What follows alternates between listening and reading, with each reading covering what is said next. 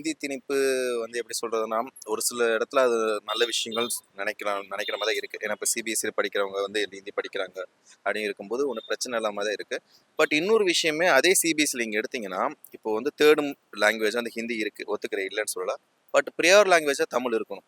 But அது எப்படி மாறுது அப்படின்னா, ஹிந்தி, இங்கிலீஷ் மட்டும் தான் இருக்கே தவிர, ஒரு ஸ்டேஜுக்கு அப்புறம் தமிழே கேன்சல் பண்ணிடுறாங்க. சிபிஎஸ்சிலயுமே சரி.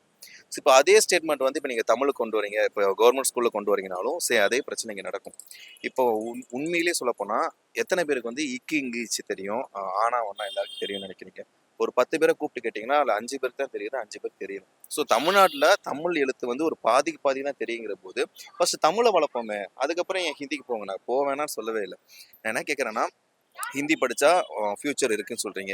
வெளிநாட்டுக்கு போய் வேலை பார்க்குறோம். வெளிநாட்டுக்கு போய் வேலை பார்க்குறதுக்கு தான் நம்ம வந்து இங்கிலீஷ் கற்றுக்குறோம். ஸோ யூனிவர்சல் லாங்குவேஜ் இங்கிலீஷ் கற்றுக்குறோம். நான் என்ன கேட்குறேன்னா, மும்மொழி கொள்கை ஓகே இல்லைன்னு சொல்லலாம். அது ஏன் ஹிந்தியை மட்டும் கொண்டு வரீங்கன்னு நான் கேட்குறேன்.